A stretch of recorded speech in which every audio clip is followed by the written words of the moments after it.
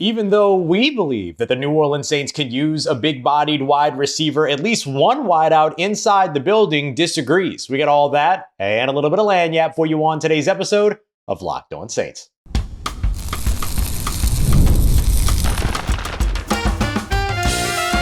You are Locked On Saints, your daily New Orleans Saints podcast. Part of the Locked On Podcast Network, your team every day. What is good, Who Dat Nation and Who Dat family? I am your host, your friend Ross Jackson, New Orleans native, your New Orleans Saints expert and credentialed member of the media covering those New Orleans Saints as a Saints beat writer over at LouisianaSports.net. And on today's episode of Locked On Saints, I'm going to tell you why balance is the key to Kellen Moore finding success in his run game. We're going to kick everything off with a look at the big-bodied wide receiver need narrative and why the New Orleans Saints might disagree. We got that for you on today's episode. Whether it's your first time or your next time, we thank you very much for being here with us this time, making us your first listen, and being an everydayer here on the show, which is a proud part of the Locked On Podcast Network, your team every day. The New Orleans Saints, I feel, and many people feel, still need a big-bodied wide receiver in their room, or at least somebody that plays up to a physical mentality, physical style. That could be somebody from outside the building, could be somebody that arises to that role inside the building already. But at least one wide receiver feels a little differently. And that's veteran wide receiver Brandin Cooks. Brandin Cooks, of course, making his return to New Orleans. Really cool story.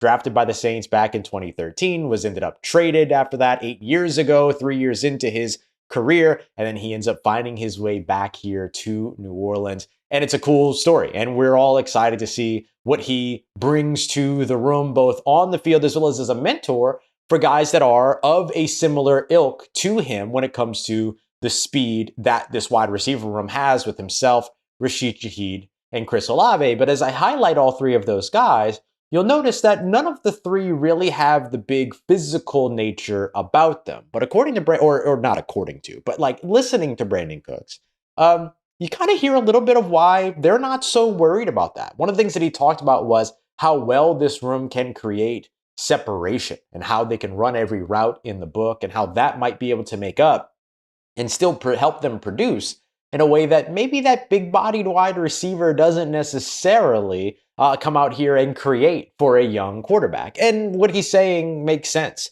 Being able to create separation opens up windows for quarterbacks to be able to get the ball in, especially helpful for a young quarterback. There's certainly value there. But my big question still comes down to a couple of different other phases of the game. The red zone, certainly one of them. Now, here's how the Saints can curve that, right? Be an effective red zone rushing team. That's something we're going to dive into later on this week after I do a bit of a film study and take a look at Kellen Moore's red zone rushing habits and see what we can find in terms of trends there, even though those trends might end up flipping on their head as he changes everything based upon the personnel that he has. It'll still be fun to take a look at it. I do know Philadelphia Eagles were fearless in terms of running inside the red zone. And so if you're able to do that, then it certainly opens up your red zone game. So you're not having to rely on those 50-50 balls, those big contested catches, things like that. So there's ways to curve a situation like that. But the other thing that I do think that this ends up helping with, having that big-bodied wide receiver, is your run game. Creates two things that you're looking for. First of all, disguise. Second of all, efficiency. And when I talk about disguise, what I mean is that you want that run blocker that's going to go out there at wide receiver on your perimeter without necessarily giving away that you're going to run.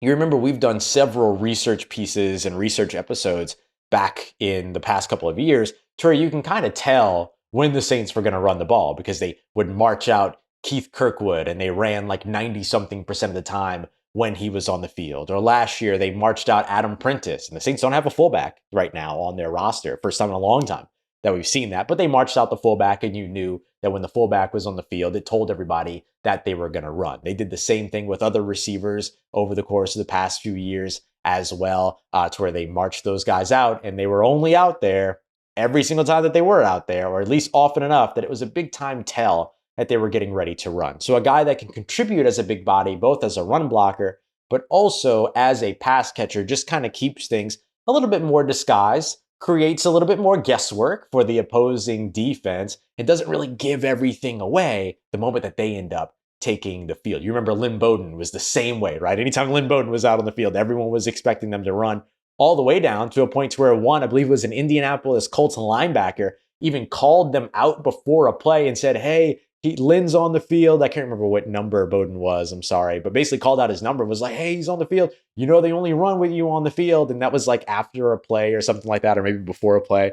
But like, it became very well known, like when the Saints were going to be running the football, particularly under Pete Carmichael when everything was so predictable. And then when the injuries impacted Clint Kubiak's offense, you saw that get very predictable as well. Although I'm not super sure it wouldn't have just become predictable before the end, by the time that they got deeper into the season anyway, based on the sort of lack of variety that we saw from that run game in particular. The other thing, though, that it does create, like I mentioned, is efficiency, right? When you have that big body blocker that's able to go out there on the perimeter and keep some of these defensive backs from crashing down, or keep, the slot receivers, or the slot safeties rather, from being able to, impact the play, that creates some efficiency for your run game, right? The thing you're looking for with every run game is yards before contact. That's a blocking stat. Now, it's oftentimes an offensive line stat more than it is anything else, but it's still a blocking stat. And so whenever you can create some of those lanes by utilizing and almost effectively expanding your offensive line outward,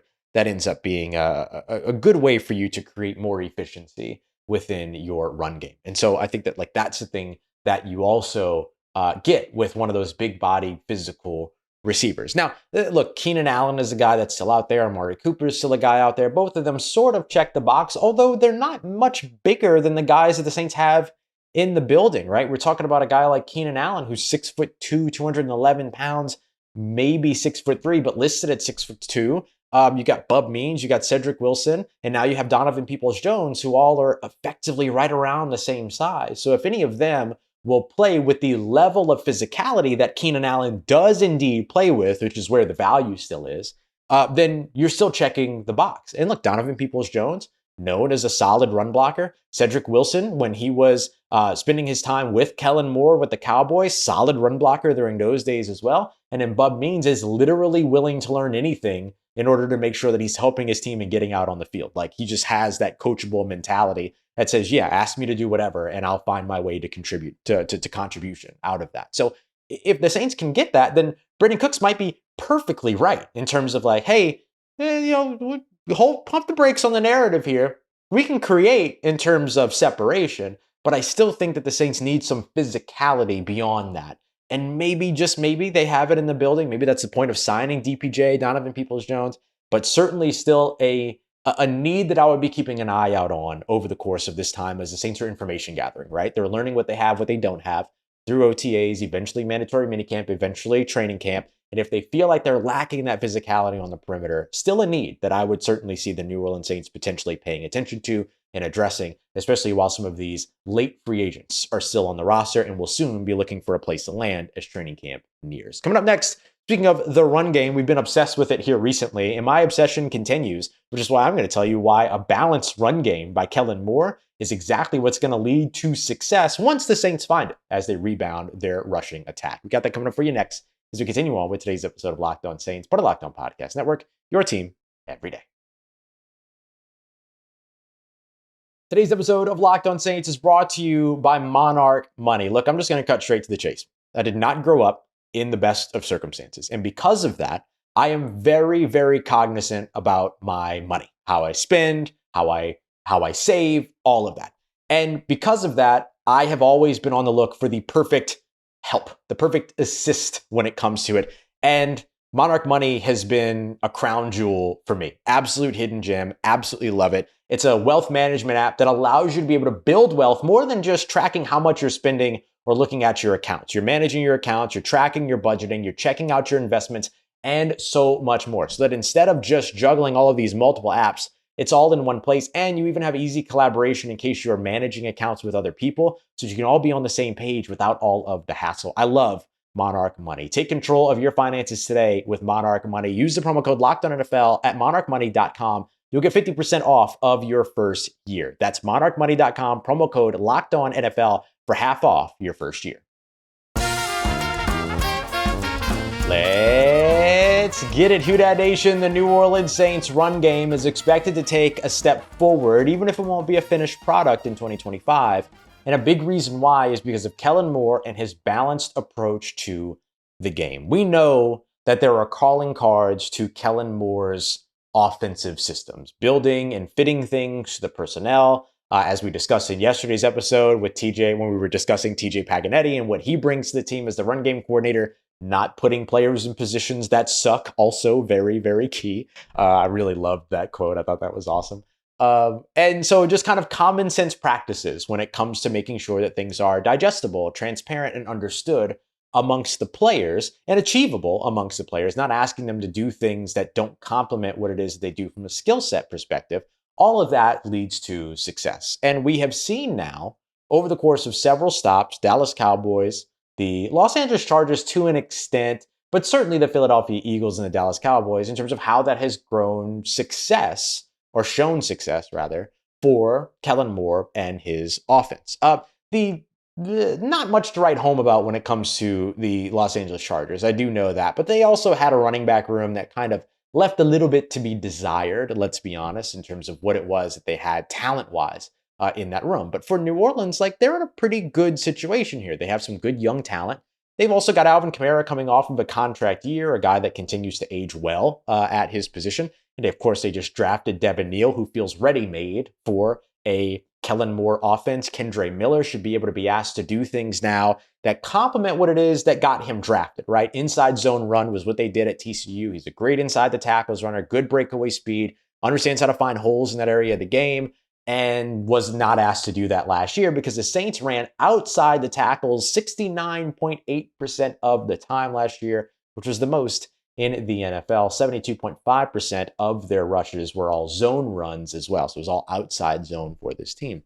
And so what we now know, as we went through, and I did some research, got this all ready for you over at louisianasports.net, big piece that kind of looks at the Saints last year, the Eagles last year, the Chargers in 2023, and then comparing the Cowboys in 2022, Kellen Moore's final year with the team, where Tony Pollard was kind of the number one guy in that running back room. And then going back to 2019, Kellen Moore's first year there, where Ezekiel Elliott, a different style of rusher, was the number one guy in that room. And what you find is, while the Saints were very imbalanced last year, you can kind of see a focus on balance for Kellen Moore at all of these other stops. The Saints 72.5% zone runs last year to just 27.5% when it comes to man or gap runs. Inside zone or inside the tackles, 27.9%, least in the NFL. Outside the tackles, like we just mentioned, almost 70% of the time, most in the NFL. But the other shares were a lot closer. Inside runs last year for the Philadelphia Eagles, 48.5%. Outside, 47%. You look at the zone run metrics, 56.3% last year for the Eagles, 43.6% for the man or gap scheme. So what I mean to show here is that it's a little bit more balanced. And we see that with the Eagles. We saw that with the Chargers, even though they weren't as successful there. We saw that with the Dallas Cowboys in 2022. And then we saw things be a little bit different for the 2019 Cowboys, where things were a little bit more imbalanced. And that was a shift, right? They shifted away from that attitude with the early Dallas Cowboys personnel, and then evolved over the course of those years where they were changing, and Tony Pollard, the outside, more athletic rusher, was becoming a greater focus in the offense than the kind of between the tackles guy of Ezekiel Elliott. But early on in Ezekiel Elliott's career, you could go outside with him, but you couldn't necessarily later on in his career. Like, you saw them just kind of evolve and adjust. And this is what it is that Kellen Moore does extremely well. But there's other ways to balance your offense that can be really beneficial for your rushing game that don't really have to do with man run versus zone run, or inside versus outside. You can sometimes balance in different ways. So rushing out of 11 personnel or 3 wide receiver sets is something that you should expect to see Kellen Moore do. Now, he's going to want to run with 2 tight ends on the field. There's no doubt about that. Most teams are doing that right now. 2 running backs, 2 tight ends, whatever it is. Like, they're finding ways to get bigger than the defenses that they're going up against. And because of that, they're getting a little bit more efficient in terms of the run game, right? Defenses have gotten smaller over the course of the past few years because of the growing trend of 11 personnel and 3 wide receiver sets, defending the pass, having to get smaller, faster, all that. But meanwhile, while that's been happening, offenses are starting to get heavier, more 2 tight end sets, more 2 running back sets. They're trying to run the ball against these lighter fronts. And this is something that Kellen Moore forces in terms of his mismatches. When I was speaking with T.J. Paganetti, one of the things that he said that creates home run runs, he said 2 things. The first of which is finding a conflict, creating a conflict for an individual key defender, to where if that defender makes the right choice, you still pick up some good yards. But if that defender makes the wrong choice, then all of a sudden you're off and running, right? It's one of the big things about being transparent about the run game, explaining, hey, your block is key. Like you get your block here, then we single out that one safety or that one linebacker. And if that linebacker gets beat by the running back because either the linebacker or defender makes the wrong choice or the running back beats that defender, then we're off and running, and this is a big time home run. So it's that kind of transparency and leveling with every player to let them know, like, hey, you're key in this moment. Now go out there and, like he said, become a psychopath ready to make this happen. So that's one thing.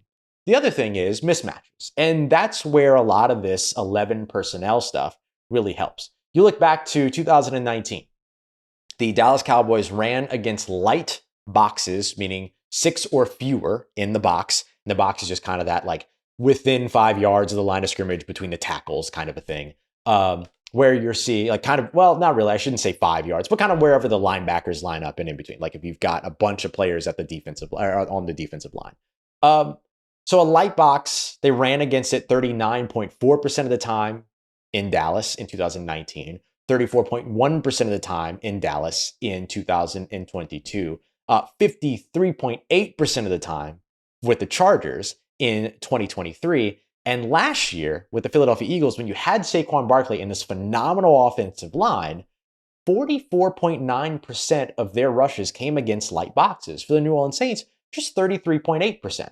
So while we saw Kellen Moore's offenses tick up and up and up in terms of game planning in such a way that you're creating that mismatch against the lighter defensive front, the Saints struggled with that last year, and they ran against 26.6% of heavy or stacked boxes, so 8 or more defenders. You look at 2024 with the Eagles, 2023 with the Chargers, 2022 with the Cowboys, and 2019 with the Cowboys, and none of them got that close. The closest that they got to running against that many stacked boxes was last year with the Eagles, because teams were trying to stack the box against that offensive line and against Saquon Barkley, but that was only 25.8% of the time. So about an 8% fewer kind of a, or like right around there, right? Right around the same as the Saints in that case. So that's a pretty good situation to kind of look at in terms of how the Saints can become more successful with their run game and get back into being that top 10 rushing threat. They've been a middling